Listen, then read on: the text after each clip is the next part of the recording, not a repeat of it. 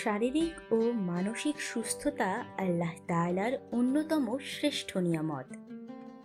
ইবাদতের জন্য প্রয়োজন সুস্থতা, শক্তি ও সামর্থ্য।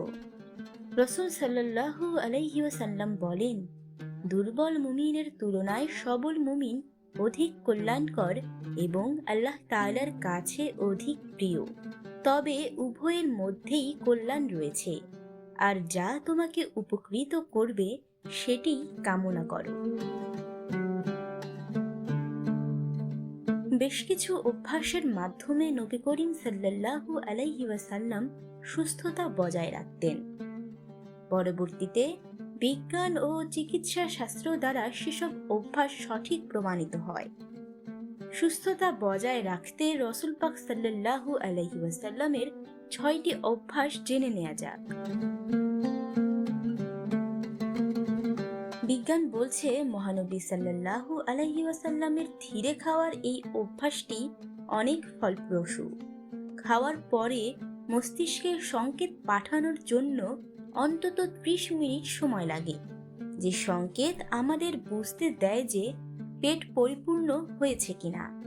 তাই রাসূল সাল্লাল্লাহু আলাইহি ওয়াসাল্লাম বলেছেন, আস্তে আস্তে খাও, যাতে সংকেতটা মস্তিষ্কে যাওয়ার সঙ্গে সঙ্গে বুঝতে পারো এবং তুমি যাতে বেশি না খেয়ে ফেলো।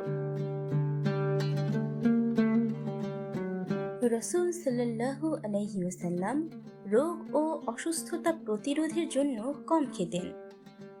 বহু বছর পর বিজ্ঞান প্রমাণ করেছে, অল্প আহার গ্রহণ আমাদের রোগ প্রতিরোধ ক্ষমতা বৃদ্ধি করে।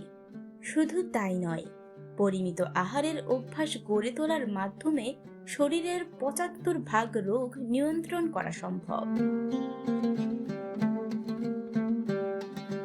মহানবী সাল্লাল্লাহু আলাইহি ওয়াসাল্লাম সবসময় ৩ শ্বাসে পানি পান করতেন।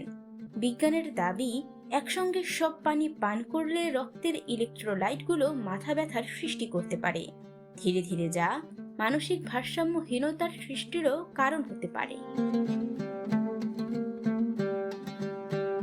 নবীজি সাল্লাল্লাহু আলাইহি ওয়াসাল্লাম তাড়াতাড়ি ঘুম থেকে উঠতেন এবং দিনের কাজ শুরু করতেন।